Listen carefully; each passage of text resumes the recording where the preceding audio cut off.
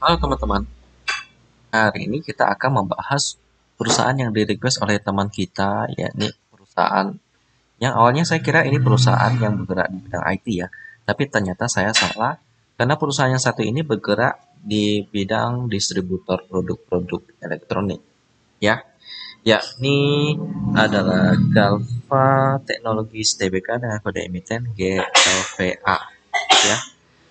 Mereka bisa dilihat di sini, mereka bergerak di sektor teknologi, khususnya di bidang hardware dan equipment. Listing date-nya tanggal 23 Desember 2019. Jadi masih baru-baru ya IPO-nya ya, dengan komposisi pemegang saham sebagai berikut. Nanti kita akan lihat sama-sama bagaimana sih profil daripada pemegang sahamnya. Pertama kita lihat dulu bidang yang ditekuni oleh Galva ini. Ya, kita akan melihat dari awal di sini. Jadi mereka ini adalah mitra regional terkemuka untuk produk elektronik, termasuk produk-produk seperti komputer, printer, display, peralatan audio dan video, ke beragam portfolio klien korporat. Ya, jadi bisa bilang mereka bergerak di bidang distributor alat-alat elektronik yang digunakan untuk menunjang kebutuhan konsumer yang berbagai bidang dalam bidang digital ya. Banyak sekali bisnis-bisnis yang membutuhkan alat-alat elektronik seperti YouTuber atau media dan juga misalnya untuk pesta kan itu butuh sound system yang cukup banyak tuh teman-teman. Dan Galva ini menjadi salah satu penyedianya ya. Nah, lihat di sini ini adalah produk-produk mereka dengan berbagai kategori seperti pembuatan konten ya, seperti YouTuber, TikToker dan lain-lain. Lalu ada lagi PR dan komunikasi, lalu pro audio dan pencahayaan, tampilan, sistem keamanan pun ada CCTV ya teman-teman. Komputer, proyektor dan aksesoris sampai solusi dokumen. Dan ini komisaris mereka ada Bapak Johan Sugito sebagai komisaris utama, Bapak Edi Kuntarjo sebagai komisaris independen, lalu direksinya ada Bapak Oki Wijaya sebagai presiden direktur, lalu Bapak Bambang Gunawan sebagai direktur, lalu Bapak Mardani Gunawan sebagai direktur, Ibu Maria Francisca sebagai direktur, dan Bapak Suwardi Ngaturi sebagai direktur juga. Ya, di sini sudah ada beberapa produk-produk mereka ya. Jadi ini sistem PA dan komunikasi itu ada berbagai merek yang mungkin teman-teman kenal ya, seperti Towa dan Yamaha. Kalau iPhone saya kurang kenal sih. Ya. Jadi demikianlah tentang Galva dan sekarang kita akan melihat pemegang sahamnya siapa aja sih. Yang pertama kita lihat di sini ada PT Elsiscom, PT Elsiscom, PT Elsiscom Prima Karya. Terus kita masuk ke berita. Ya, divestasi lepas saham. Oke, nggak ada masalah hukum. Tahu gimana sih? Lalu next, pemegang sahamnya Oki Wijaya.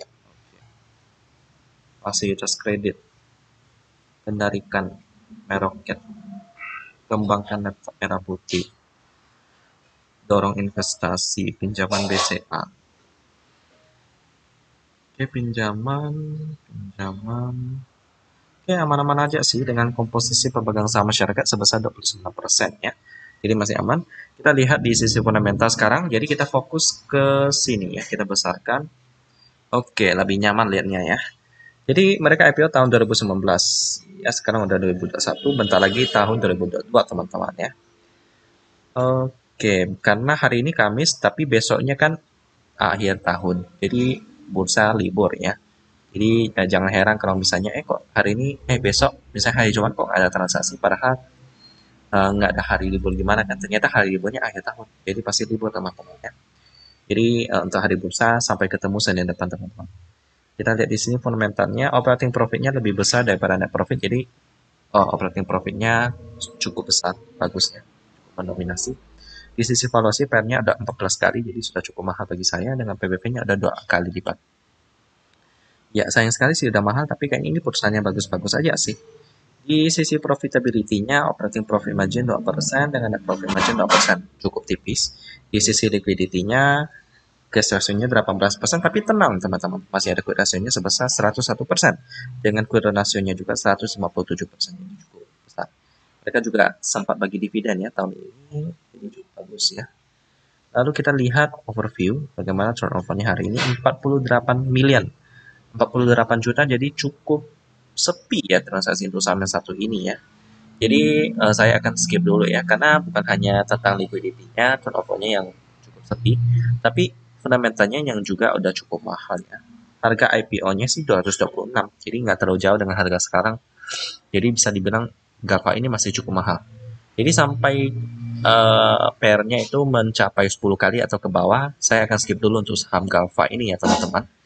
Demikian tentang Galva yang merupakan distributor barang elektronik yang cukup lengkap dari keamanan, dari konten, dari komunikasi, dari sound system, semuanya lengkap disediakan oleh Galva ini.